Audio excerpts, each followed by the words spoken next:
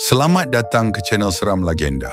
Sebelum saya mulakan cerita, jangan lupa subscribe dan onkan notification supaya korang tak terlepas video yang seterusnya.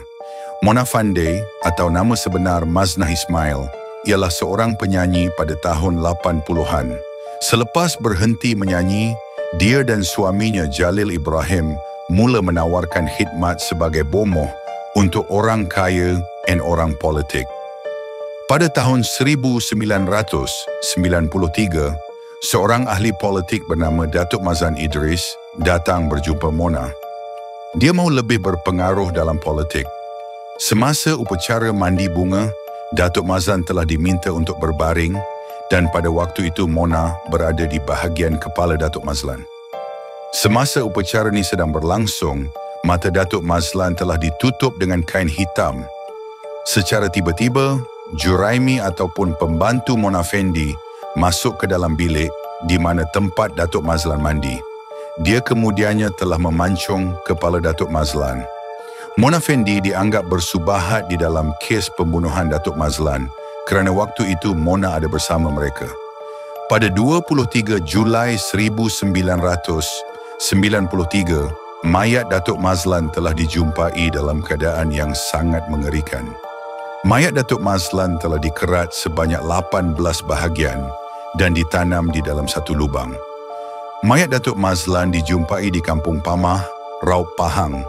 Suspek utama dalam kes pembunuhan Datuk Mazlan ialah suami Mona Fendi, iaitu Fendi dan pembantunya, iaitu Juraimi. Kalau korang nak tahu, Juraimi ini penagih dadah. Semasa Juraimi ditangkap oleh pihak polis, Juraimi membongkarkan di mana tempat mayat Datuk Mazlan ditanam. Mayat Datuk Mazlan telah ditemui ditanam sedalam 1.8 meter. Kemudian Mona Fendi ditangkap oleh pihak polis di Wangsa Maju, Kuala Lumpur. Pada 24 Oktober 1997, hakim menjatuhkan hukuman gantung kepada Mona, Fendi dan pembantunya iaitu Juraimi. Mona sebenarnya bukanlah suspek utama, Mona hanyalah orang tuduhan yang ketiga. Semasa hari perbicaraan, peguam bela Mona cuba membuat rayuan untuk membebaskan Mona disebabkan Mona hanyalah orang tuduhan, bukan suspek utama yang membunuh Datuk Mazlan. Tapi sayangnya rayuan penguam bela Mona telah ditolak. Mona pernah berkata, kalau dia dibebaskan, Mona mahu suaminya turut dibebaskan. Manakala kalau suaminya digantung, dia juga mahu untuk digantung. Disebabkan Mona terlalu sayangkan suaminya, Mona sanggup menerima hukuman atas kesalahan yang dia tidak lakukan. Pada 2 November 2001, pada pukul 5.59 pagi, Mona dan yang lain telah digantung secara serentak. Mayat Mona dan Fendi telah disemadikan di Kampung Sungai Kantan, Kajang, manakala mayat Juraimi telah dikuburkan di Pong Teluk Gong, Klang. Sewaktu Mona di dalam penjara, banyak spekulasi yang telah terjadi berkaitan Mona Fendi.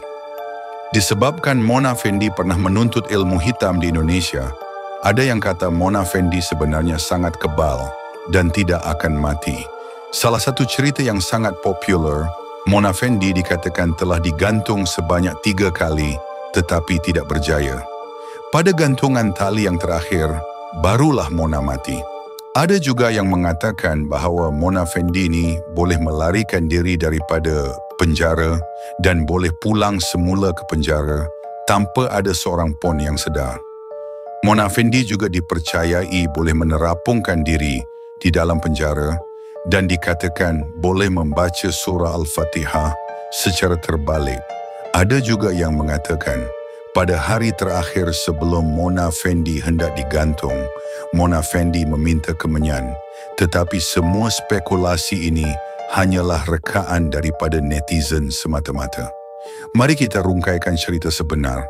Menurut cerita dari Sarjan Azizah, pegawai penjara yang menjaga Mona, Mona merupakan seorang yang sangat sopan. Dia tidak pernah meninggalkan solat, bahkan selalu membuat solat sunat dan selalu membaca Al-Quran. Mona juga dikatakan seorang yang sangat menjaga kata-kata dan tidak pernah menceritakan benda-benda tidak baik kepada Sarjan Azizah. Jadi apa yang dikatakan oleh netizen hanyalah rekaan semata-mata. Kalau korang suka dengan kisah seram seperti ini, jangan lupa tekan like, share dan komen untuk idea kisah seram seterusnya.